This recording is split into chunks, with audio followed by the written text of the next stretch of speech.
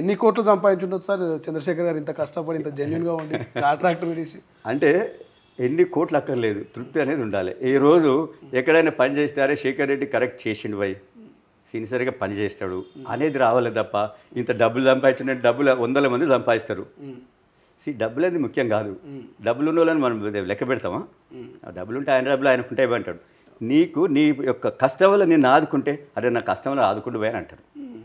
అందుకని డబ్బులు ఉన్నాయన బాగా డబ్బులు ఉన్నాయంటే ఉండని పోయి మనకేం చేసేది ఉంది, మనకిస్తాడా? అదే నీ కష్టం వల్ల నేను ఆదుకుంటే అరే ఆయన వస్తాడు పోయి హెల్ప్ఫుల్ మనిషి. నేను నా కష్టం ఉందంటే నేను నీ దగ్గరికి వస్తా, నీ కష్టం ఉందంటే నీ దగ్గరికి నువ్వు రమ్మంటే నేను వస్తా. ఆ విధంగా మనం రెసిప్రోకల్ ఉండాలనే ఐడియాలజీ ఉన్న మనిషిని. ఇప్పుడు అయితే ఏం కోరుకోవట్లేదు. ఇప్పుడు ఎమ్మెల్యే కోట ఎమ్మెల్సీ కూడా ఇవాళ నుంచి 10వ తారీఖు దాకా నామినేషన్.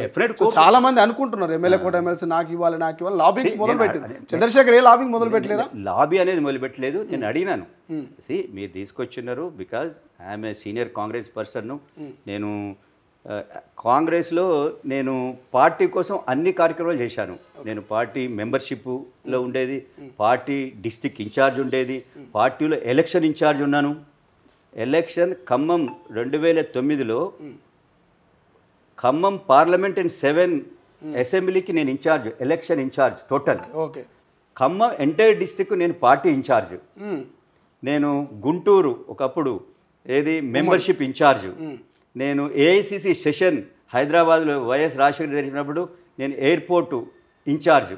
సో ఈ విధంగా నేను ప్రతి దాంట్లో పార్టీలో ఏ వర్క్ ఇచ్చినా కూడా సిన్సియర్గా, మీరు అన్నారు కదా 100% నేను చేయకపోవచ్చు, బట్ ఫస్ట్ క్లాస్ అంటే 75% మార్క్స్ వచ్చేంత నా యొక్క ఎఫర్ట్స్ నేను చేసిన. ఓకే. సో దాన్ని దృష్టి పెట్టుకొని పార్టీ అడుగుతాం, నాకు కూడా ఇవ్వాలని నేను అడగలేని ఎందుకంటే, బట్ దానికోసం లాబింగ్ అనేది నాకు తెలియదు.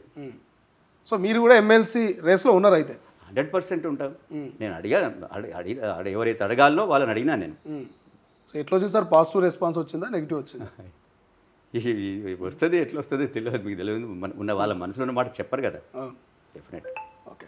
సో ఇక ఈ ఇష్యూ సంఘటన మొత్తం తర్వాత ఓకేనా సార్? ఫ్రీ అయ్యారా ఇప్పుడు ఆ సంఘటన తర్వాత అంతా? ఇది అయిపోయింది, అది ఏదో బ్యాడ్ లక్ అయింది. ఇప్పుడు ఇన్సిడెంట్స్ మొన్న ఇక్కడ మన నాగన్ సాగర్ అదే లెఫ్ట్ బ్యాంక్ కెనాల్లో అయింది. అంత పెద్ద ఇంజనీర్లు ఉన్నారు, అంత యొక్క పెద్ద ఎత్తున మిషనరీ అంత పనిచేస్తుంటే అయింది కదా. మనం ఏం చేస్తాం చెప్పరి? యాక్సిడెంట్స్ అంతే. ప్రతి ఒక్కరు కూడా ఎక్కడి నుంచో ఛత్తీస్గఢ్కి వెళ్ళి కాశ్మీర్కి వెళ్ళి వచ్చి పనిచేస్తున్నారు. వాడు జీవితం ఇంత డబ్బులు సంపాదిద్దామని వచ్చిండు, చనిపోదామని వచ్చిండా? ఏం చేస్తాం చెప్పరి? చనిపోయిండని చెప్పి అక్కడున్న అఫీషియల్స్ అందరిని ఏమన్నా లోపల పడేస్తాం మనం? అంతే కదా. వాళ్ళు కూడా పని చేస్తున్నారు, జరిగింది. ఇప్పుడు మనం మొన్న కుంభమేళా పోయినరు, ఇన్సిడెంట్ జరిగింది. మరి అందరు కుంభమేళా ఎందుకు పోయినావు అని చెప్పి అంటే ఇట్లా ప్రేమతో పోతాం. మరి ఆడ యోగి ఆదిత్యనాథ్ గారు రమ్మని పిలవలేదు కదా. పిలవకున్నా ప్రతి ఒక్కరు, నా డాటర్స్ పోయినరు, నా మిస్సెస్ పోయింది, నేను నేను పోలేదు. ఎందుకంటే మా కాంగ్రెస్ వాళ్ళు పోతలేరు చెప్పి నేను పోలేదు అనుకున్నాం. బట్ వాళ్ళు పోయింది కదా. బట్ పోతే ఏదైనా ఇన్సిడెంట్ అవుతుంది. దానికి మనము అక్కడ ఉన్న ప్రభుత్వం కాదు కదా, మీరు అరేంజ్మెంట్ బాగా చేయలేదు, అంతమంది వచ్చినప్పుడు అరేంజ్మెంట్స్ ఉండవు. ఉన్నా కూడా ఒక్కొక్కసారి అవుతుంది, అనుకోని యాదృచ్ఛికంగా అవుతుంది. దాన్నే యాక్సిడెంట్ అన్నారు. సో కాబట్టి దాంట్లో అది అయిపోయింది. సో సంధ్యా థియేటర్ ఘటన మర్చిపోయారు, అందరూ మర్చిపోయినరు.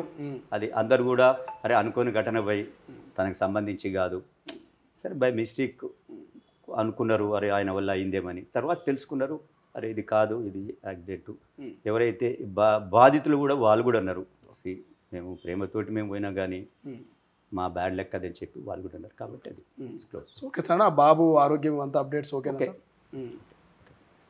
సో ఫైనల్గా ఏం చెప్పదలుచుకున్నారు సార్ ప్రభుత్వానికి? మీ ఇల్లు విషయంలో ఏం చెప్పదలుచుకున్నారు? అంటే మీరు రిక్వెస్ట్ ఏం చేయబోతున్నారు? దాన్ని ఒకవేళ రిక్వెస్ట్ యాక్సెప్ట్ చేయకపోతే ఎట్లా రెస్పాండ్ కాబోతున్నారు?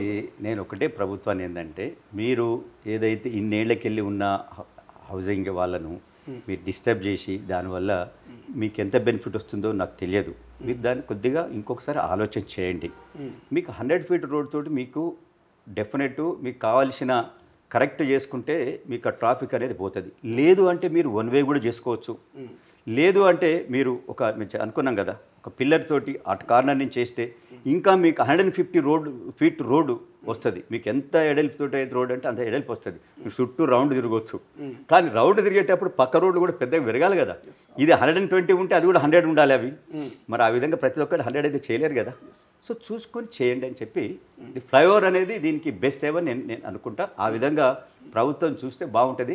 లేదు ప్రభుత్వం ఇదే ఒకటంటే మనం చేసేది ఏం లేదు, కోర్టు ఏదైనా మాకు హెల్ప్ఫుల్ చేస్తుంది, లేకుంటే మనం ఏం చేయలేం కదా. ప్రభుత్వం ఏదైతే తీసుకుందో we have to accept it. ఈ మధ్యకాలంలో ముఖ్యమంత్రిని ఏమైనా కలిసిరా సార్? కలిసే ప్రయత్నం చేసిరా? సంధ్యా థియేటర్ ఘటన తర్వాత ఈ మధ్య దీని గురించి అయితే నేను కలవలేదు. బట్ మా ధర్నా ఒకటి ఉండే కదా, ఆ ధర్నా అప్పుడు కాంగ్రెస్ పార్టీ ధర్నాకు పిలిపించినప్పుడు దాంట్లో కలిసినాను. ముఖ్యమంత్రి గారిని కలిశాను, కలవలేదని ఏం లేదు. అప్పుడు ఇప్పుడు పార్టీ దాంట్లో కలిశాను. ప్రపంచంలో ఏ మూల ఏ క్షణం ఏం జరుగుతుందో వేగంగా తెలుసుకోవడానికి తొలి వెలుగు వాట్సాప్ ఛానల్ని ఫాలో చేయండి.